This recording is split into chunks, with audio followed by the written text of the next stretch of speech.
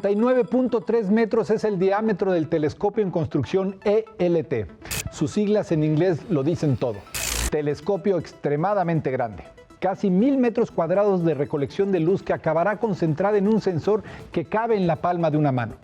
El telescopio está en construcción en uno de los lugares más óptimos del planeta para la observación en el Cerro Armazones, en pleno desierto de Atacama, en Chile. El viento azota el Cerro Armazones a 3000 metros de altura en el desierto más árido del planeta. Justo aquí se levantará el mayor telescopio del mundo, el ELT, que se construye en Chile en colaboración con el Observatorio Europeo Austral. Los científicos esperan que este potente telescopio inaugure una nueva era para la astronomía. De hecho, es posible que el ELT encuentre evidencia de vida en otros mundos. Sería irónico y al mismo tiempo bello que esto se pueda hacer desde la magnífica desolación del desierto de Atacama. En la inauguración de las obras en el Observatorio Paranal se selló a modo de primera piedra una cápsula del tiempo, una caja en la que se guardaron documentos que describen los objetivos científicos de un proyecto que, según la presidenta de Chile, convierte a la región en uno de los centros de la ciencia en América Latina.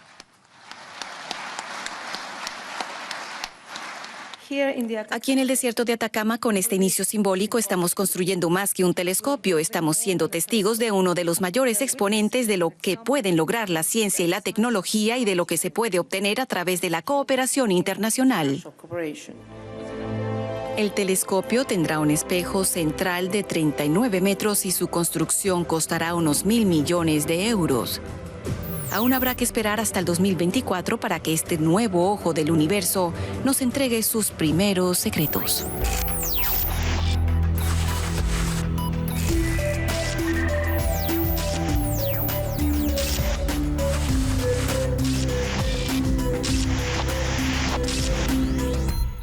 Hola, ¿qué tal? Soy Iván Carrillo.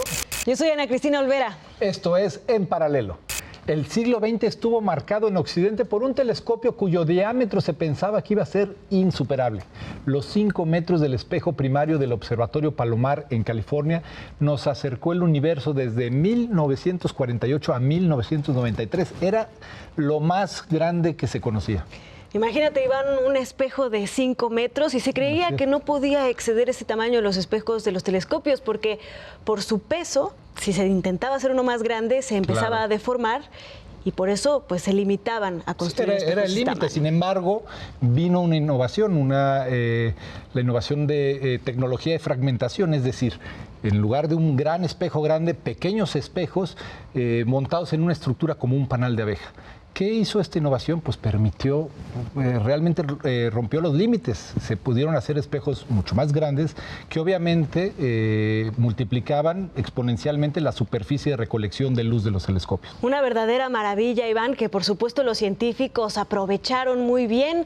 Fue el telescopio Keck 1 el que utilizó por primera vez esta tecnología en Hawái, en Mauna Kea. Y bueno, lo que hicieron es duplicar el tamaño del espejo mediante esta tecnología de varios espejos hasta los 10 metros. Cuanto más débiles son los objetos observados, más nos acercamos a ver épocas tempranas del universo y a descubrir el origen de donde provenimos. Cosmología y relatividad son dos disciplinas que, aunque nos sorprenda, era especialista el escritor de nuestra próxima historia, Nicanor Parra. Hay 2 panes. Usted se come 2, yo ninguno. Consumo promedio, un pan por persona. Bajo la lógica actual, usted debería estar feliz de que el otro se coma ambos panes. Esta frase de Nicanor Parra condensa sus 2 grandes pasiones: la estadística matemática y pura y su profunda preocupación en la lucha por la desigualdad, lo cual fue germen de su gran invención, la antipoesía.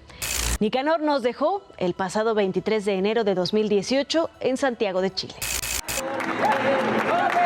Entre sonidos y bailes populares, una multitud le dio el último adiós el miércoles al poeta chileno Nicanor Parra, quien falleció el martes a los 103 años en su casa en Santiago.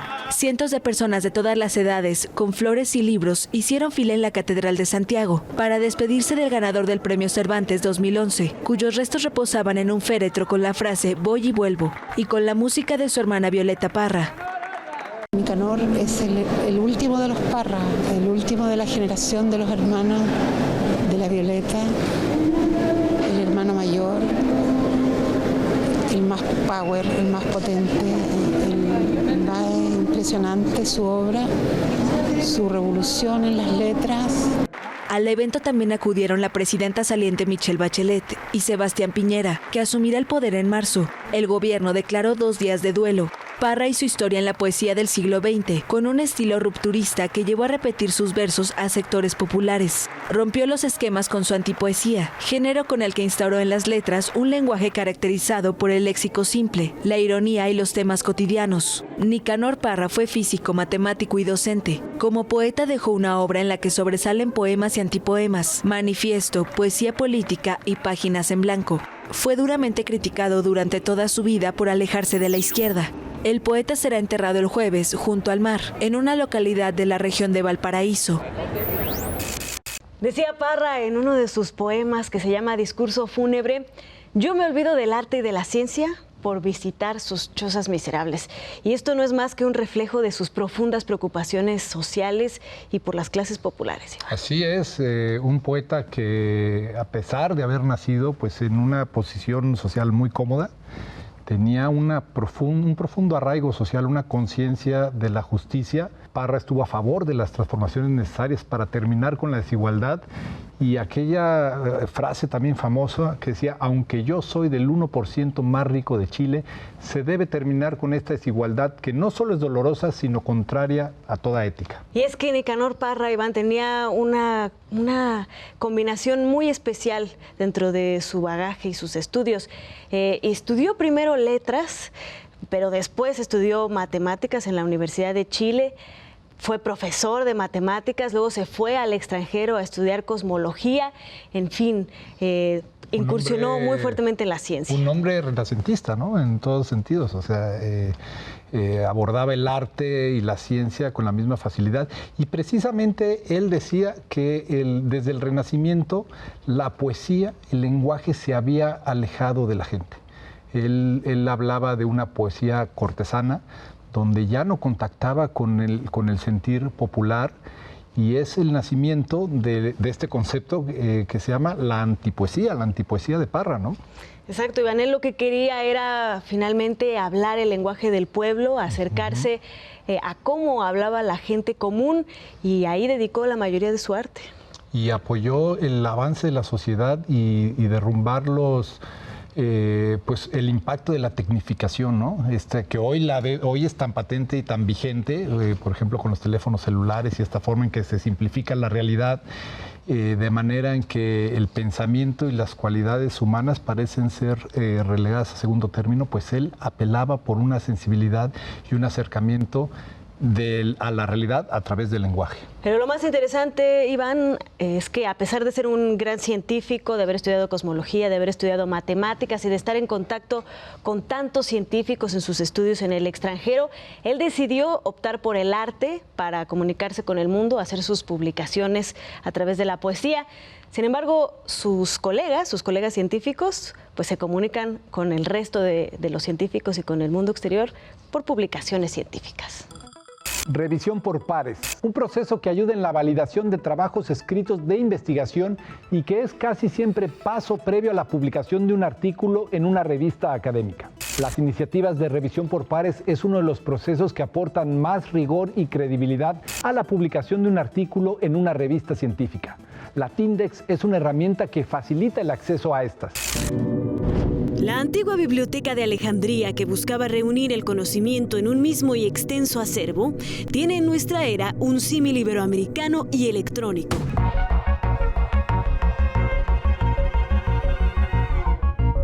Hasta antes de que se creara la Tindex, había información muy dispersa sobre las revistas científicas de América Latina. De tal modo que uno de los objetivos de la Tindex fue crear un sistema de información. Después de 20 años nos hemos colocado, sin duda alguna, como el producto de información en el mundo que más información tiene sobre este tipo de publicaciones.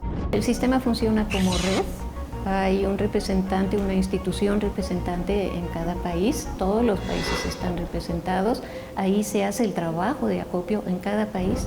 La red está formada por 24 instituciones representando al mismo número de países de América Latina, España y Portugal, pero también alberga información sobre las revistas científicas de contenido iberoamericanista creadas en universidades e instituciones de América del Norte, Europa y Asia.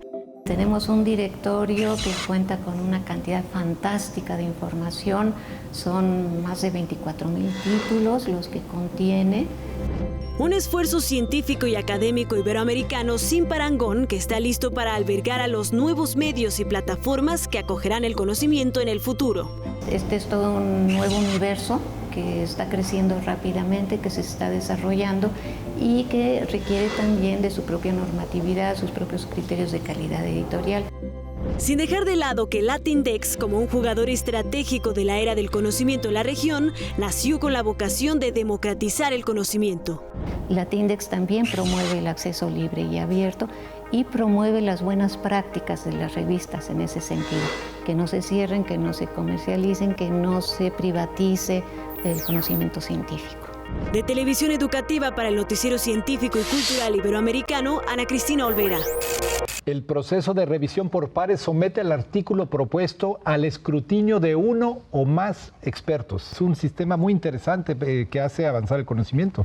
Así es, Iván, se hace una revisión muy minuciosa y hay varias opciones: que se acepten los artículos tal como están, que se propongan ciertos cambios al autor que puede aceptar o rechazar, que se le pida que haga él mismo cambios específicos o de plano que se rechace. Y es que se trata de un grupo de expertos que lo que intenta es hacer avanzar precisamente este conocimiento, pero no tiene una función vinculante, es decir, lo que dictan no necesariamente tiene que ser modificado en el artículo, sino son recomendaciones que ese autor puede asimilar o bien puede rechazar, ¿no?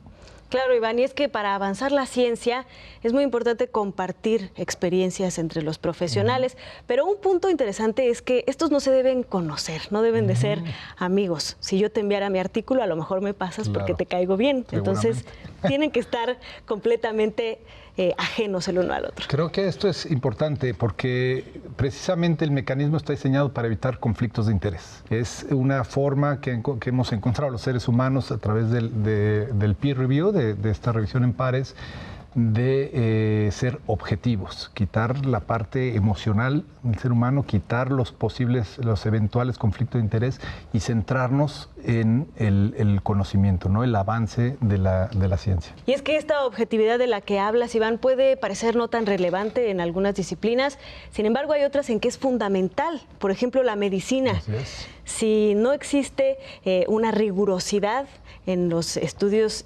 enfocados en medicina, pues esto podría afectar directamente a los usuarios finales, a los pacientes, que podríamos ser tú y yo. Cuando hablamos de ciencia médica tenemos que tener cuidado, el impacto puede ser, lo es muy favorable, pero puede ser dramático, los errores ahí se pagan caro. Así es. Vamos a una pausa.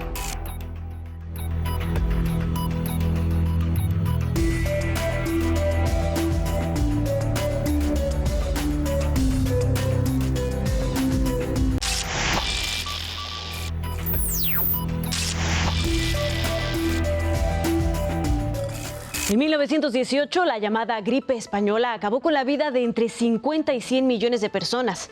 Fue una de las epidemias más devastadoras de la historia. Las herramientas de prevención a principios del siglo XX no eran comparables a las actuales, y la bioingeniería tiene propuestas para evitar que un desastre de tales características vuelva a producirse. Millones de mosquitos Aedes aegypti comenzaron a ser lanzados el martes en Río de Janeiro como parte de una estrategia para combatir los virus del dengue, el Zika o el chikungunya. Los insectos están inoculados con la bacteria natural Wolbachia que parece reducir el contagio. La idea es liberar esos mosquitos en la naturaleza. Ellos se cruzarán con los mosquitos que están en el campo y van a pasar la Wolbachia como si estuvieran inmunizando a los otros mosquitos. Y con eso la transmisión debe ser reducida en estas localidades. Actualmente el Instituto Fiocruz logra reproducir 1.600.000 de esos mosquitos por semana y espera llegar pronto a 3 millones. Los científicos aseguran que los zancudos no tienen riesgos para la salud de las personas ni para el medio ambiente. El proyecto, que ya funciona en Australia, Colombia e India, busca paliar nuevas epidemias como la del Zika, que en 2015 puso en alerta a Brasil y cuya emergencia nacional apenas fue levantada en mayo pasado. El Zika, el dengue, el chikungunya son virus que se contagian por la picadura de un mosquito que han afectado a grandes poblaciones.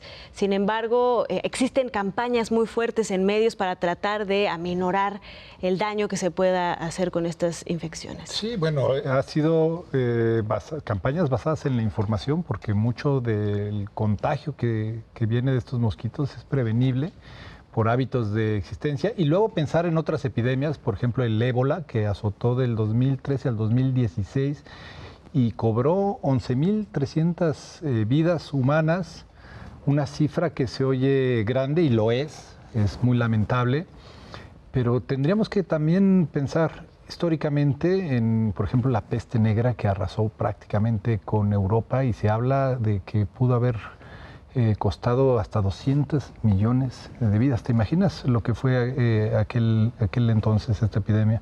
Yo creo que ninguno de nosotros puede imaginar la magnitud de esta epidemia, porque afortunadamente estamos inmersos en una era en donde tenemos, por ejemplo, los medios de comunicación, en donde se pueden propagar los mensajes adecuados, y además grandes avances exponenciales en la ciencia y la tecnología, y sobre todo en el campo de la salud, donde se invierte mucho dinero en investigación. Recordemos la emergencia sanitaria en 2009 en la Ciudad de México, que alertó al mundo. Los epidemiólogos hablan de una potencial pandemia, y en ese momento la fiebre H1N1 alertó al mundo sobre este potencial brote. Los mecanismos de control funcionaron y por suerte no fue lo que se esperaba, pero me parece que, como tú dices, con los recursos científicos, médicos y con los recursos de comunicación hay que estar alertas, ¿no? Así es, Iván. Afortunadamente, a partir de esa ocasión, del manejo que se hizo, México se convirtió incluso en un ejemplo de cómo manejar una crisis de este estilo. Y los epidemiólogos siguen investigando, siguen desarrollando ciencia y tecnología para poder paliar este tipo de enfermedades. En 28 países del mundo el cannabis es 100% legal para su uso medicinal. Tanto la regularización del uso de la planta como de sus principios activos cambia de país con país e incluso de región a región. Hay lugares donde su consumo es plenamente legal para fines recreativos, mientras que en otros lugares del mundo su posesión puede suponer pena de cárcel y su tráfico pena de muerte. Desde hace algunos años está habiendo cambios significativos en el mundo sobre su uso legal.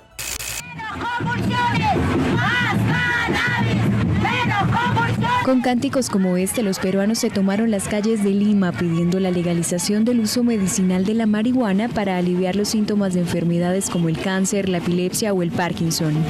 La movilización fue convocada por el colectivo Buscando Esperanza, una asociación de padres que medica con productos derivados de la marihuana a sus hijos.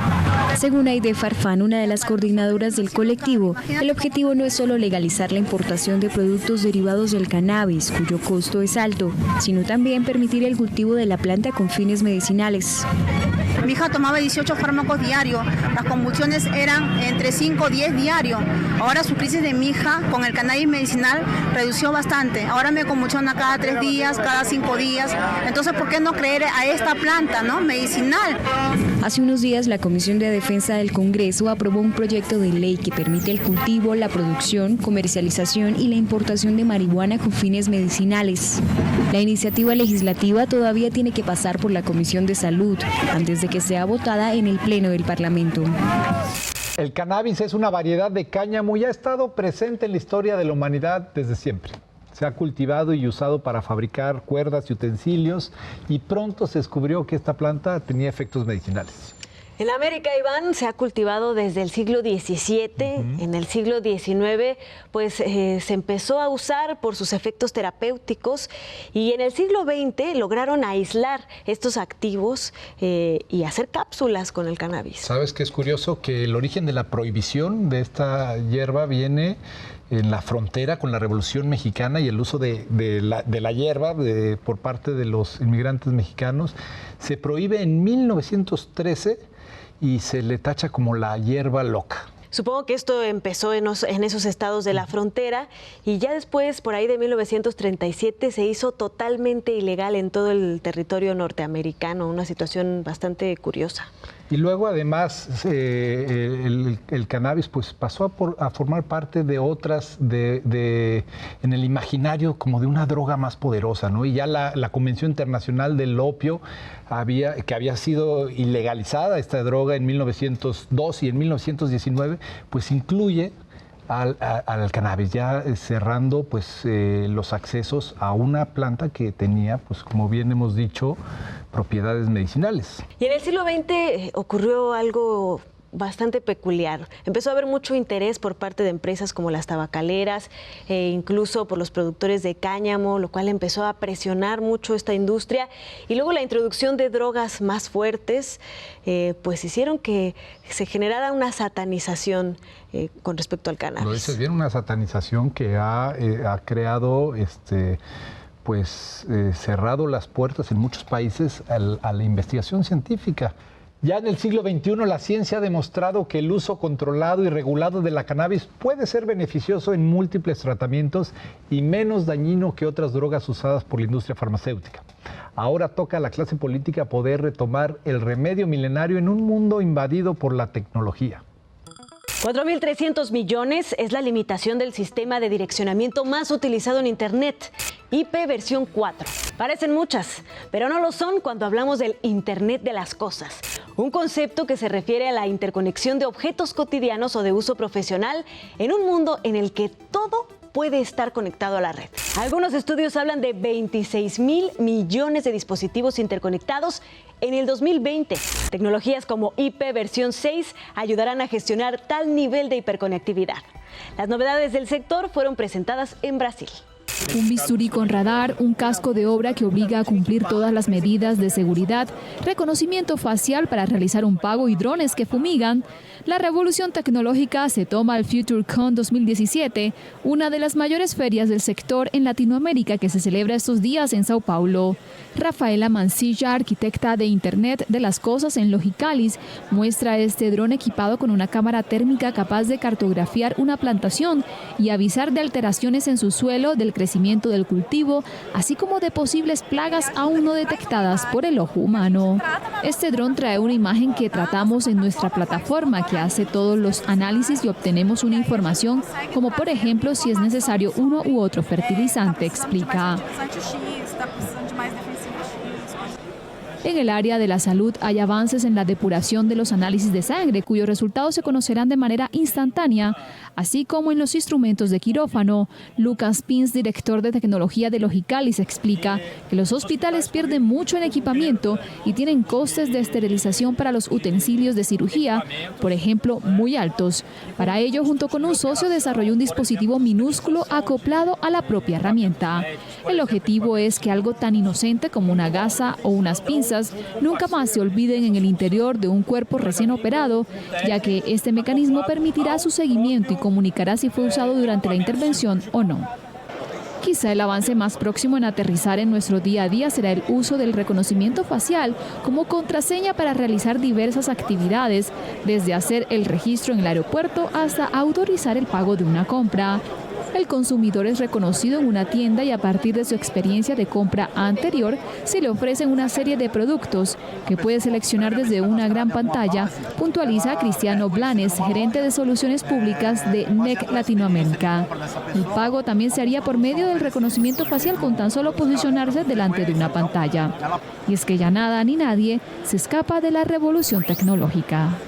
La cifra de dispositivos conectados a Internet en un futuro muy cercano es totalmente impredecible. Varían las predicciones entre miles de millones a cientos de miles de millones de dispositivos conectados. Y es que casi cualquier cosa va a poder estar conectada a Internet. Si pudiéramos ver el movimiento de esas ondas radioeléctricas, ¿te imaginas la locura que ya significa el intercambio de información que lleva a cabo la civilización en pleno siglo XXI? Y obviamente esto plantea retos, porque también el espacio radioeléctrico tiene una capacidad y también el almacenaje de datos tendrá cierta limitante, aunque también, por otro lado, nos hemos visto sorprendidos. Hace algunas décadas almacenar información pues era muy difícil, luego vino la revolución de la memoria, ¿no? Entonces, estamos en una época, sin duda, llena de retos que nos sorprenderá desde mi perspectiva, de una manera muy positiva. Y además, Iván, de los retos técnicos que implica todo este tráfico de datos y almacenamiento, también se combina con algo muy interesante, que es la inteligencia artificial. Todos estos datos conectados a la red se van a poder intercambiar y sucederán cosas como lo que sucede, por ejemplo, con los automóviles Tesla o de otras compañías que están desarrollando carros autónomos que se conducen solos, gracias a la información que comparten con otros dispositivos a su alrededor, y pues acarrea nuevos dilemas éticos. Totalmente, y ya lo hemos visto con Internet, ¿no? Vino la tecnología y posteriormente la discusión ética, y por supuesto en el Internet de las cosas, el llamado Internet de las cosas, como el uso de datos para conducir un auto autónomo o el funcionamiento de electrodomésticos, etcétera, pues vendrán cuestionamientos que podrían replantear su utilización e incluso llegarla a limitar. Pero como bien lo mencionabas, el panorama no es completamente oscuro. No, al contrario, hay grandísimos beneficios. Por ejemplo, en la salud se podrán diagnosticar enfermedades a distancia, llevar educación a los rincones más recónditos del planeta, llevar conectividad. Todo esto pues traerá muchos beneficios de tener cada vez más dispositivos conectados. Yo creo que la tecnología define al ser humano, ¿no? El uso de la tecnología, su aplicación, y sin duda el problema en ningún momento es la herramienta, sino el uso que se le da, y pues creo que como ciudadanos responsables tenemos que darle un buen uso a la tecnología. Eso será encontrar la solución a muchos retos que tenemos. Pues Iván, con este tema tan apasionante que además nos deja algunas preguntas para poder seguir reflexionando, terminamos esta emisión. Yo soy Iván Carrillo. Yo soy Ana Cristina Olvera. Hasta la próxima emisión de En Paralelo.